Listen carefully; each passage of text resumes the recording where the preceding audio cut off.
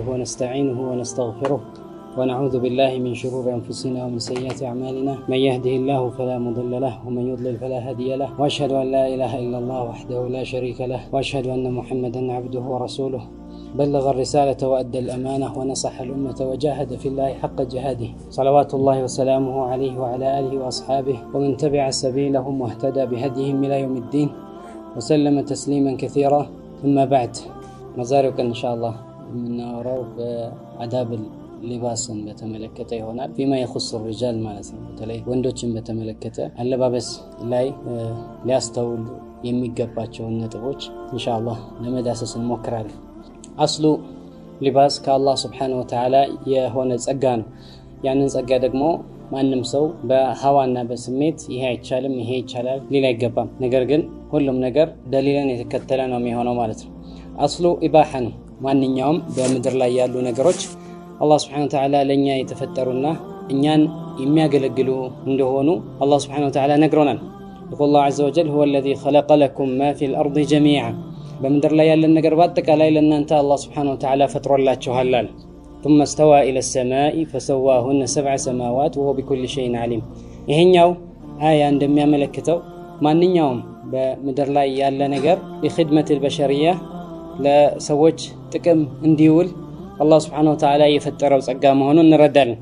በሌላ አያ አላህ Subhanahu Wa Ta'ala ይላል ይሄንኑ የልብስ ጸጋ መሆኑን ሲነግረን وجعل لكم سرابيل تقيكم الحر وسرابيل تقيكم بأسكم الله سبحانه وتعالى كأير نبرت مكير كموكاتنا ككزكازي በተለያየ መልኩ የምትለብሷቸው የሆኑ ልብሶችን ሰጥቷቸዋል።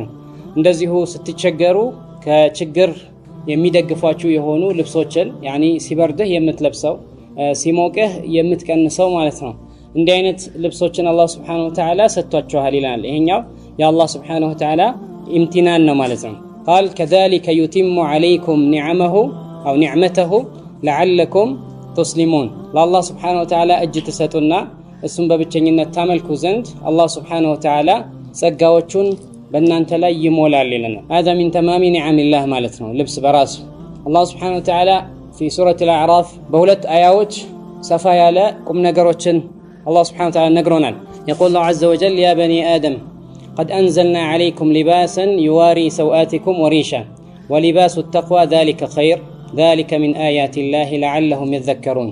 بزي آية الله سبحانه وتعالى ملال إن أنت يا أدم الجوج شوي ودن أنت قد أنزلنا عليكم لباسا يواري سوآتكم حفرة قلاتشهون يمشفن يهونن لبس أوردن الله شهال يعني الله سبحانه وتعالى هنن فتر الله شهال مالت ولباس التقوى ذلك خيرا ከዚህ ደግሞ የባሰው ትልቁ ልብስ ማለት ትልቁ ነውርን የሚሸፍን ነገር ማለት ሊባሱ ተቅዋ ነው። የተቅዋ ልብስ ነው። ተቅዋ በራሱ ልብስ ነው። አንድን ሰው ከችግር የሚከላከል አንድን ሰው ከመጥፎ ነገር የሚያግድ ልብስ ነው። ወሊባሱ ተቅዋ ذلك خير ይሄ ደግሞ በላጩ ልብስ ነው አለ አላህ Subhanahu Wa Ta'ala ذلك من آيات الله لعلهم يذكرون። ሰዎች ይገሰጹ ዘንድ አላህ Subhanahu Wa Ta'ala በእነሱ ላይ ካወረደውና ካደረገው ጸጋ እንደዚሁም አላህ Subhanahu Wa Ta'ala ካደረገው ማስረጃዎችና አያት من آياته ነው ማለት ነው። ከማስረጃዎች ነው። ይሄ የአላህ Subhanahu Wa Ta'ala ጸጋ በአግባቡ ተግባር ላይ ሊውል ይገባል።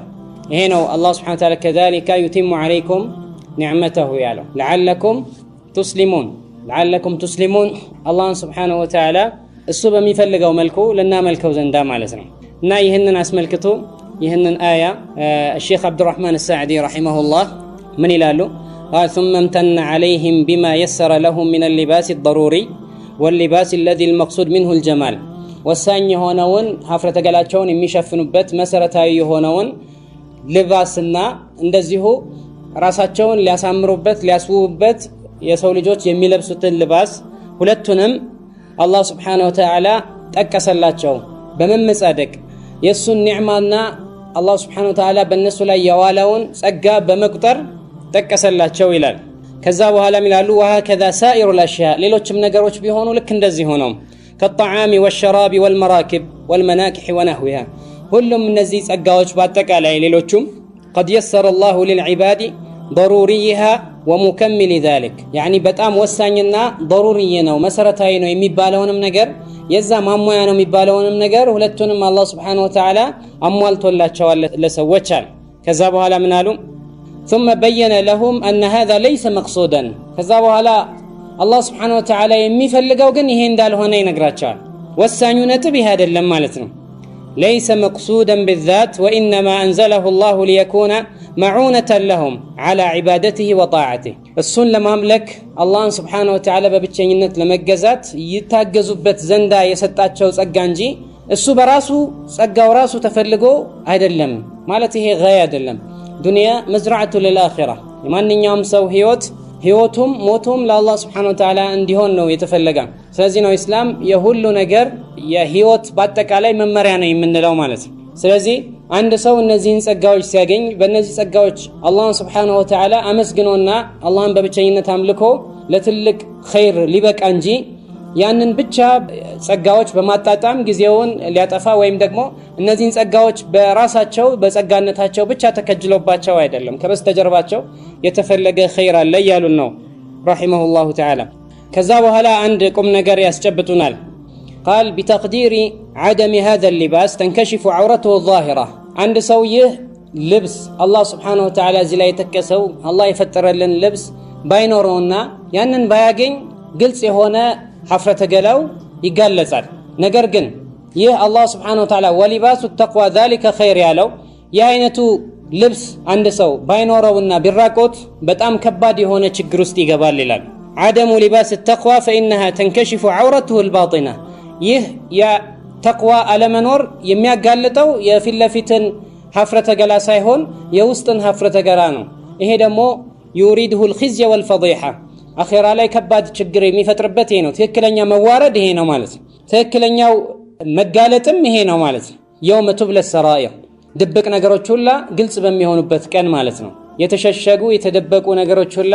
በይፋ በሚወጡበት ቀን የዛኔ የሚዋረድበት ሁኔታ ይመጣልና ተቅዋ ለመኖር አደጋው በጣም የከፋ መሆኑን ያስገነዝቡናል ማለት ነው ማአኑ ሐፍረተ ገላን መጋለጥም በራሱ ከባድ ውርደት ቢሆንም ማለት ነው ይሄ في حالات الضروره አንድ ሰው ተቸግሮና በህክምና ወይ በመሰል ጉዳዮች ግዴታ ሆኖ ከሆነ ምንም ችግር የለውም ይላል ነገር ግን ያኛው በህክምና በመናምን የሚባል የለም ተቅዋ ከሌለው አንድ ሰው በተቅዋ ራሱን ማገዝ ካልቻለ ከመጥፎ ነገር መጠበቅ ካልቻለ ይሄ ለውርደት መብቃቱ የማያጠራጥር ነው ማለት ነው ሌላው ደግሞ ወቅፈ ذلك من آيات الله ይህ ከአላህ Subhanahu Wa Ta'ala አያዎች ነው ምልክቶች ነው የሚለውን በማስመልከት ነው ለዓለሁም يذكرون አለ ይሄ ቅድም ያልነውን ነገር በጣም ያጠናክራዋል ያ ምንድነው አላህ Subhanahu Wa Ta'ala ይሄንን ለተذكر ወለኢዕቲባር ያመጣው ነገር ነው የሱን ጸጋዎች አውቀን እሱን በሚገባ እንድናመልከው አላህ Subhanahu Wa Ta'ala ለሱ መስጠት ያለብንን ክብርና ምስጋና እንድንሰጠው ያመጣው ነው እንጂ ለሌላ አይደለም ለዚህ ነው ለዓለሁም يذكرون አለ ሊገሰጹ ዘንዳ መገሰጫ ነው ማለት ነው በራሱ ከዛ በኋላ በሚቀጥለው አንቀጽ አላህ Subhanahu Wa Ta'ala በዚህ ዙሪያ ሸይጣን ባሮች ላይ የሚፈጥረውን ከባድ ፈተና ያስጠነቅቀናል قال يا بني آدم لا يفتننكم الشيطان كما أخرج أبويكم من الجنة شيطان አባቶቻችሁን ፈትኖ በፈተና ከጀነት እንዳስወጣቸው ሁሉ እናንተንም አደምና ሐዋን ማለት ነው እናንተንም እንደዚሁ እንዳይፈትናችሁ በዚህ በልብስ ጉዳይ ማለት ነው قال ينزع عنهما لباسهما ليريهما سوآتهما الله من على ልብሳቸውን ሊያጋልጣቸው ሐፍረተ ገላቸውንም ሊያሳያቸው በዚህ ላይ ፈተናቸዋል إنه يراكم هو وقبيله من حيث لا ترونهم ሸይጣንና ጭፍሮቹ እናንተ ከማታዩአቸው ቦታ ሁሉ ጊዜ የሚያዩአችሁ ናቸውና ሁሉ አድብተው እናንተን የሚከታተሉ ናቸውና ተጠንቀቁ ይለናል አላህ Subhanahu Wa Ta'ala በዚህ ዙሪያ አንድ የተጋረጠ ከባድ አደጋ አለ ማለት ነው በልብስ ዙሪያ ባለባበስ ዙሪያ ሐፍረተ ገላን ከመሰተርና ከመጋለጥ ዙሪያ አውራን ከማሳየት ዙሪያ በዚህ ዙሪያ ከባድ የሆኑ ፈተናዎች አሉ ማለት ነው ተጠንቀቁ ይላል አላህ Subhanahu Wa Ta'ala قال إنا جعلنا الشياطين أولياء للذين لا يؤمنون እኛ ለነዛ ለማያምኑ ሰዎች ነው እነዚህን ሸይጣንና ጭፍሮቹን ወዳጆች ያረግናቸው እናንተ ግን የአላህ ወዳጆች ናችሁና አላህ Subhanahu Wa Ta'ala በሚፈልግባችሁ ቦታ ላይ ብቻ ልትገኙ ይገባል ይላል አላህ Subhanahu Wa Ta'ala ታዲያ በአብዛኛው ካለባበስ ጋር በተያያዘ ብዙ ተግሳጾች ብዙ ምክሮች ብዙ ነሲሐዎች ይለገሳሉ ግን በአብዛኛው ከሴቶች ጋር በተያያዘ ነው ወንዶችን የተመለከተ ነገር አይነሳም ማለት ወንዶችን በተመለከተስ ምን አይነት አህካሞች አሉ አላህ Subhanahu Wa Ta'ala በዚህ ምድር ላይ ሲያኖረን እያንዳንዱን የሸሪዓ አህካሞች ገልጾልናል ሸሪዓችንን ሙሉ በሙሉ ግልጽ አድርጎታል ስለዚህ ያንን ልናውቅ ይገባል። አለባበሳችንን ልናጤንና ልናስተውል ይገባናል ማለት ነው። ከዚህ በመነሳት ኢንሻአላህ አጠር ያሉ ነጥቦችን እናነሳለን ከወንዶች አለባበስ ጋር በተያያዘ ማለት ነው። በመጀመሪያ ደረጃ ኢስላም ሁሉን ነገር የሚሐርም ሁሉን ነገር የሚከለክልህ አንድ ሰው ሙስሊም ስለሆነ ከተለያየ ከሚያስፈልጉት ነገሮች ሁሉ የሚታቀብ እንደዚህ አይደለም። በኢስላም ሁሉን ነገር አላህ Subhanahu Wa Ta'ala ሁሉን ነገር የተፈቀደ አድርጎለታል። አላህ Subhanahu Wa Ta'ala የከለከላቸው ጥቂት ነገሮች ሲቀሩ ማለት ነው። ቁል መን ሐረመ ዚነተ አላህ التي أخرج لعباده والطيبات من الرزق መልካም የሆኑ የአላህ Subhanahu Wa Ta'ala ጸጋዎችን የአላህ Subhanahu Wa Ta'ala ሲሳዮችን እንደዚሁም አላህ Subhanahu Wa Ta'ala ለእናንተ ያመጣላችሁን የሰጣችሁን የለገሳችሁን የሆነ መልካም የሆነ ጌጦችን ማን ነው የከለከለው በላቸው። አላህ Subhanahu Wa Ta'ala በተለይም ለአማኞች የለገሰው የሆነን ይህንን ከባድ ኒዕማ ማለት ነው ማንም ሰው አይከለክልም። እና ነገር ግን አንዳንድ ንሱሶች ያንን የሚገድቡ ከሆነ በግልጽ በመረጃዎች በተደገፉ መልኩ ይሄ አይቻልም የሚባሉትን ነጥቦች ከተገለጹልን ልንታቀብ ይገባል ማለት ነው። ጣዓተን ሊላህ አንድ ሰው ሙስሊም ከሆነ ህይወቱ ያማረ ነው። ለምን? ህይወቱ በአጠቃላይ በጣዓ ላይ የተመሰረተ ነው። አላህን Subhanahu Wa Ta'ala በማስደሰት የአላህን Subhanahu Wa Ta'ala ትእዛዝ በማክበር ማለት ነው። አላህን Subhanahu Wa Ta'ala የሚያስቆጣን ነገር አይሰራም። ለዚህ ነው ሙስሊም የተባለው ማለት ሁሌ አላህን በመታዘዝ ላይ የሚረጋ ነው የሚጸና ነው። ስለዚህም ማንኛውንም ነገር አላህ Subhanahu Wa Ta'ala አልወደደውም ይተዋል። ነገር ግን مع ذلك ለምንድነው ሰበቡ የሚለውንም በአብዛኛው የተገለጸልን ነውና እነዛንም ነገሮች የምናይ ይሆናል ማለት ነው። ስለዚህ አስሉ አለባበስ ላይ ምንም አይነት ገደቦች እንደሌሉ የተወሰኑ ገደቦች ብቻ መሆናቸውን ልናውቅ ይገባል ማለት ነው። ለምሳሌ ረሱል ሰለላሁ ዐለይሂ ወሰለም ሐሪር መልበስን ከልክለዋል። ከሐር የተሰራ ልብስን እንዳይለበስ ነብዩ ሰለላሁ ዐለይሂ ወሰለም ለወንዶች ከልክለዋል ማለት ነው። قال ان هذين حرام على ذكور امتي حل لاناثهم ለሴቶቻቸው የተፈቀደ ነው ለወንዶቻቸው ግን ከኡመቶቼ ለማንም የተፈቀደ አይደለም ብለው ነብዩ ሰለላሁ ዐለይሂ ወሰለም ከልክለዋል። ይህንን መከልከላቸውን ከሰማን እንቆማለን ማለት ነው። وهكذا የሞተን ነገር ቆዳ መልበስ አይቻልም፣ እንደ ልብስ መገልገል አይቻልም። ለምን? በድባግ ጣሂር መሆን አለበት። ያ ነገር ቆዳው ከለፋ በኋላ ጣሂር ሆኖ ከደረቀ በኋላ ነው መጠቀም የምንችለው ማለት ነው። እንደዚሁ የምንጠቀምበት አይሆንም ነው። ይሄኛው እንግዲህ ምንድነው ሌሎችም ነጥቦች ይኖራሉ ግን استثناءات እንዳሉ አንዳንድ የተከለከሉ ነገሮች እንዳሉ እንድናይ ነው። ነገር ግን ከዛ ባሻገር እስቲ በጣም ትኩረት ሰጥተን የምናያቸው ነጥቦች ይኖራሉ። በመጀመሪያ ደረጃ لا يجوز لبس الشفاف من الألبسة ማንኛውም ልብስ በጣም ስስ ከሆነና ሰውነትን የሚያጋልጥ ከሆነ መልበስ አይቻልም። ይሄንን ለሴቶች ብቻ አይደለም ወንዶችንም የተመለከተ ነው። ሸፋፍ ከሆነ አሁን ያልነው አያ ላይ ራሱ አላህ Subhanahu Wa Ta'ala የሸይጣን መቅሰድን ሲነግረን ينزع عنهما لباسهما ليريهما سواتهما ይሄኛው የሸይጣን መቅሰድና ጎል ነው። ሸይጣን ከኛ የሚፈልገው ግብ ነውና ልንጠነቀቀው ይገባል። በዚህ አይነት መልኩ ፈተና ውስጥ የሚወድቁ በጣም ብዙ ሰዎች ናቸው። በተለይም በዚህ ዘመን ማለት ነው። በጣም ሸፋፍ የሆኑ ልብሶችን በመልበስ ሰውነታቸውን የሚያሳይ የተለያየ ቦታ ላይ ሰውነታቸውን ግልጽ የሚያደርግ ብዙ አይነት ልብሶችን እየለበሱ እናያለን ማለት ነው። በተለይም በጣም እንደው አውራና ሀፍረተ ገላ በጣም ጠንከር በሚልባቸው ቦታዎች ላይ ይሄ የበለጠ አከድ ነው ማለት ነው። ጠንከር ባለ ሁኔታ የሚከለከል ነው። ስለዚህ መጠንቀቅ ያስፈልጋል ማለት ነው። አንዳንዶች በጣም ضيق የሆነ ልብስ ይለብሳሉ፣ በጣም ጥብቅ ያለ ልብስ ማለት ነው መጣበታለን። ነገር ግን በአብዛኛው ልብሶች በተለይም የኩፋሮችን ዝይና የነሱን አለባበስ የነሱን ሞዳ የነሱን ፋሽን ተከትሎ የሚመጡ አለባበሶች በአጠቃላይ የሆነው አይነት የሸይጣን ፍትና አለባቸው ማለት መጠንቀቅ ያስፈልጋል። ሰዎች ስለለበሱት ብቻ አይለበስም ማለት ነው። ስለዚህ አለባበሳችንን ስናስተውል በዋነኛ ደረጃ ሸፋፍ የሆኑ ልብሶችን መራቅ ይኖርብናል። ሰትሩል ዐውራን ከሁሉም በላይ ትኩረት ልንሰጠው ይገባል ማለት ነው በዚህ ባብ ላይ። ሌላው ምንድነው ከኩፋሮች የሚለዩበትን አይነት አለባበስ መልበስ የለብንም። ከኮፍያ ጀምሮ ከዓማማ ጀምሮ ከሌላም አለባበስ ማለት ነው። ኢማማም ይሁን ኮፍያም ይሁን ሌላ የምንለብሳቸው ጃኬቶችም ሱሪዎችም የመሳሰሉት በአጠቃላይ ኩፋሮች የሚለዩበት አለባበስ ከሆነ አንለብስም። ግልጽ ነው ይሄ አባባል ማለት ነው። ኩፋሮች ተለይተው የሚታወቁበት አለባበስ አለብስ። كذلك يعني ከከለር አንፃር ራሱ ኩፋሮች ተለይተው የሚታወቁበት አለባበስ ከሆነ አንለብሰውም ማለት ነው። ይሄ እንደ አካባቢው እንደ ሁኔታው ሊለያይ ይችላል። ነገር ግን ይህ መሰረታዊ ነገር መያዝ አለብን ማለት ሙኻለፈቱል ሙሽሪኪን ሙሽሪኮች የሚለብሱትንና በዛ የታወቁበትን ነገር መልበስ አይቻልም። በተለይ ሃይማኖታዊ ልብሶችን ማለት ነው። ይሄንን እንደዚሁ ነብዩ ሰለላሁ ዐለይሂ ወሰለም በተለያዩ ሐዲሶች አስጠንቅቀውናል። በአንድ ሐዲስ ላይ አብዱላህ ኢብኑ ዐምር ኢብኑ አልዓስ ባወሩት ሐዲስ ነብዩ ሰለላሁ ዐለይሂ ወሰለም ሁለት ሰውቦችን አዩ፣ ሁለት ልብሶችን አዩ ማለት ነው። ያ ሁለቱም በሙዓስፈር ናቸው። ሙዓስፈር ማለት ሳፍላወር በምንለው ወይም ደግሞ በዛዕፈራን በምንለውም በዛ ሰብግ የተደረገና የተነከረ ማለት ነው። እነዚህ አይነቶቹን ዐስፈር የምንለውም ከዛሊክ ልክ እንደ ዛዕፈራን ሰዎች በብዛት የሚያቀልሙበት ነበረ።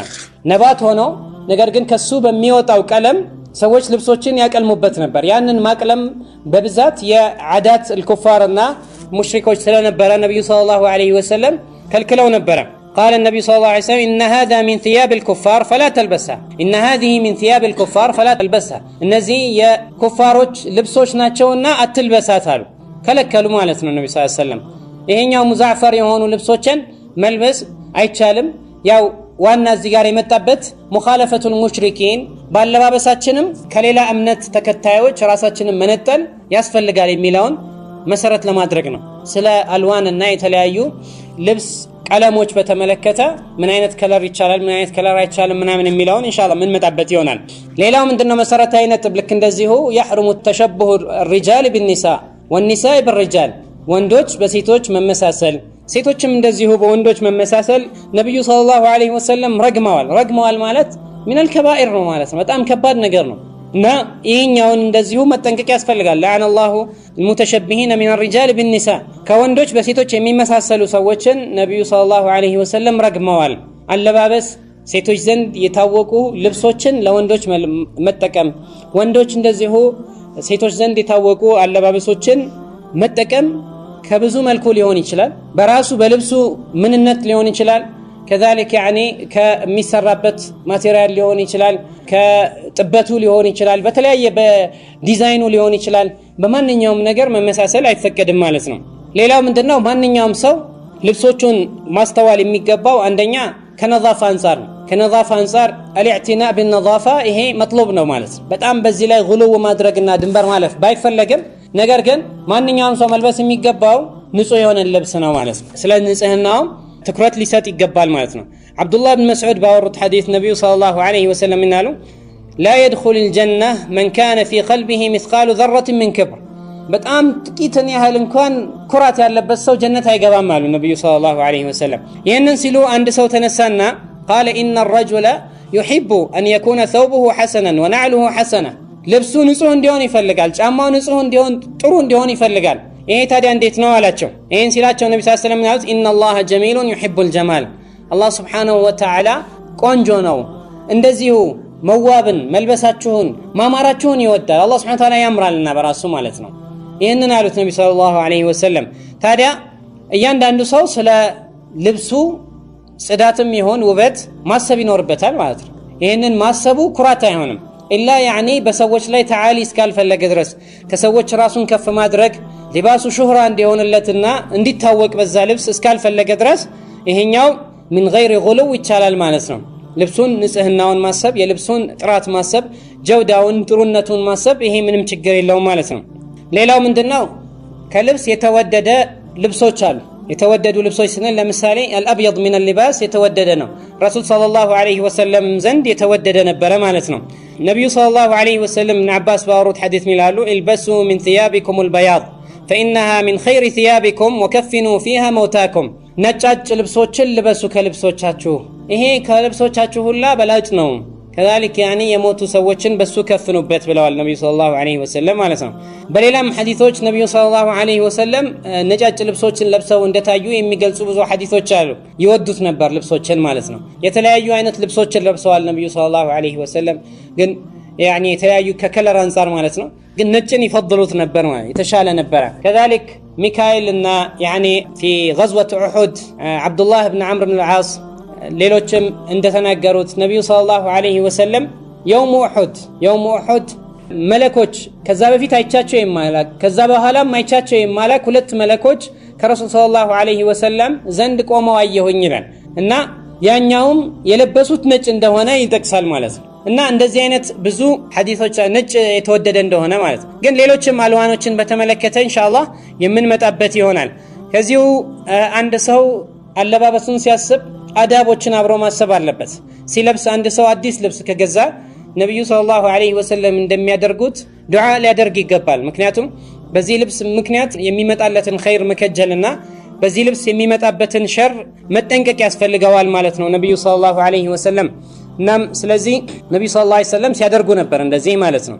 ይህንን ከሚያሳዩ ሐዲሶች መካከል አቢ ሰዒድ አልኹድሪ ባወሩት ሐዲስ ነብዩ ሰለላሁ ዐለይሂ ወሰለም ይقول كان اذا استجد ثوبا سماه باسمه አንድ ልብስ ረሱል ሰለላሁ ዐለይሂ ወሰለም አዲስ ልብስ በኖራቸው ጊዜ ያንን ልብስ ይጠሩት ነበር ማለት ልብስ ቶብ ከሆነ ቶብ ነው፣ ቀሚስ ከሆነ ወይም ደግሞ ዒማማ ከሆነ ወይም ጁባ ከሆነ ያንን ነገር ይጠሩና ዱዓ ያደርጉ ነበር ማለት ነው። اللهم لك الحمد انت كسوتنيه اسالك خيره وخير ما صنع له ከዚህ ልብስ መልካሙን ነገር ለምንሃለው ለተሰራለት መልካም ነገርንም የተሰራለትን መልካም ነገርም እጠይቀሃለው ይላል። واعوذ بك من شره وشر ما صنع له ይሄኛውም እንደዚሁ ረሱል ሰለላሁ ዐለይሂ ወሰለም ከመጥፎ ነገሩም ያው በአላህ Subhanahu Wa Ta'ala ይጠበቁ ነበር ማለት ነው። እንደዚሁ ረሱል ሰለላሁ ዐለይሂ ወሰለም ማንኛውንም ነገር ሲለብሱ ቀኝን ያስተውሉ ነበር። ይሄ ምነግራችሁ ጫማንም ያካትታል፣ ምነግራችሁ ነገሮች በአጠቃላይ ማለት ነው። ምክንያቱም ምን ጁምለት ሊባስ ነው ሰዎች ከሚለብሱት ነውና ማለት ነው። ቀደምም የጠቀስኩት ሐዲስ ላይ ረሱል ሰለላሁ ዐለይሂ ወሰለም አንድ ሰው ልብሱና ጫማው መልካም እንዲሆን ቢፈልግ ክብር ነው ወይ ብለው ጠይቀዋል። ነብዩ ሰለላሁ ዐለይሂ ወሰለም ምላሻቸው ሁለቱንም የተመለከተ ነበር ማለት ነው። ስለዚህ አንድ ሰው አዲስ ነገር በሚገዛ ጊዜ የሚያደርገው ዱዓውም ይሄን ይመለከታል። كذلك يعني قال النبي صلى الله عليه وسلم إذا لبستم وإذا توضأتم فابدأوا بأيمانكم وضوء ستارقوا الناس تلبسوا بقنياتشو جمروا له ስለዚህ በቀኝ የጀመርክ መልበስ ማለት ነው። የቀኝ እጁን ትለብሳለህ ቅድሚያ፣ ከዛ የግራውን ታስገባለህ ማለት ነው። በዚህ መልክ አለባበሳችን ሁሉ የረሱልን ሰለላሁ ዐለይሂ ወሰለም ፈለግ የተከተለ እንዲሆን ለማድረግ ጥረት ማድረግ ይኖርብናል ማለት ነው። ሌላው ደግሞ ምንድነው አንድ ሰው በማንኛውም አይነት ልብስ ኢስባል አይፈቀድለትም። ኢስባል ማለት ልብስን መጎተት ማለት ነው፣ ማርዘምና መጎተት። ማንኛውም አይነት ሶብ ከቁርጭምጭሚት ማለፍ የለበትም። ሱሪም ይሁን ሶብም ይሁን ሌላም አይነት ልብስ ኢዛር፣ ሽርጥ፣ ሌላም ነገር ቢለብስ አንድ ሰው ከዛ በታች ልብሱን ካወረደ በዚህ ዙሪያ የመጡ ዛቻዎች ሁሉ ይመለከቱታል ማለት ነው። በጣም ከባባድ ዛቻዎች መጥተዋል ከነብዩ ሰለላሁ ዐለይሂ ወሰለም በዚህ ዙሪያ ማለት ነው። ما اسفل من الكعبين من الازار ففي النار ነብዩ ሰለላሁ ዐለይሂ ወሰለም ከቁርጭምጭሚት ያለፈ ከኢዛር ከቁርጭምጭሚት ያለፈ የእሳት ነው አሉ ነብዩ ሰለላሁ ዐለይሂ ወሰለም። قال ثلاث لا يكلمهم الله ተመልከቱ፣ በጣም ከባባድ ዛቻዎች ናቸው። አላህ Subhanahu Wa Ta'ala ነገ يوم القيامة አያናግራቸውም ማለት لا يكلمهم الله يوم القيامة ولا ينظر إليهم አይም በመልካም የማይመለከታቸውም ولا يزكيهم ولهم عذاب أليم الله Subhanahu Wa Ta'ala ያጠራቸውም ለነሱም ከባድ የሆነ ቅጣት አላቸው አሉ። ከዛ ውስጥ ነብዩ ሰለላሁ ዐለይሂ ወሰለም ምን አሉ? قال فقرأها رسول الله صلى الله عليه وسلم 3 مرات ይሄንን ማስጠንቀቂያ 3 ጊዜ ነብዩ ሰለላሁ ዐለይሂ ወሰለም ተናገሩ። ይሄንን በተናገሩ ጊዜ አቡ ዘር خابوا وخسروا من هم يا رسول الله እነዚህ ሰዎች እንደው ምን አይነት የከሰሩ ሰዎች ናቸው፣ ምን አይነት በጥፋት የታጀቡ ሰዎች ናቸው፣ ማን ናቸው ለመሆኑ ብለው አቡ ዘር ይጠይቋቸዋል ማለት ነው። قال المسبل እነዚህ ሰዎችማ የመጀመሪያው المسبل ልብሱን የሚጎትት ማለት ነው። والمنان والمنفق سلعته بالحلف الكاذب ሰዎች ላይ የሚመጻደቁ እንደዚሁ እቃዎቻቸውን በውሸት መሃል ላይ የሚያሻሽጡ ማለት ነው። እነዚህ ሰዎች ናቸው በማለት ይዛቻ በጣም እንደተደገሰላቸው ነብዩ ሰለላሁ ዐለይሂ ወሰለም ተናግረዋል ማለት ነው። ስለዚህ ከዚህ መጠንቀቅ ያስፈልጋል። የተለያዩ አይነት ሹብሃዎችንና ማደናገሪያዎችን ሰዎች ያነሳሉ ከዚህ ጋር በተያያዘ يعني حديث أبو بكر ሌሎችም ማለት ነው። ያ ግን በአጠቃላይ ምላሹ ምንድነው? አንደኛ ነብዩ ሰለላሁ ዐለይሂ ወሰለም አቡበክርን ስዲቅ እሳቸው ያንን እንዳይጎተትባቸው ጥረት ያደረጉ ነገር ግን እንደሚያልፋቸውና እንደሚጎተትባቸው ያው የዛን ጊዜ ልብሶች እንዳሆኑ በተለያየ መልኩ በደንብ መጠበቅ የሚችሉ በደንብ በልክ የሚሰሩ ምናምን አልነበሩም በብዛት ማለት ነው። ያ ካለ መሆኑ ጋር ልብሳቸው በአብዛኛው የተሰፋ በእሾ የተያያዘ የተለያየ አይነት ነገር ነበር።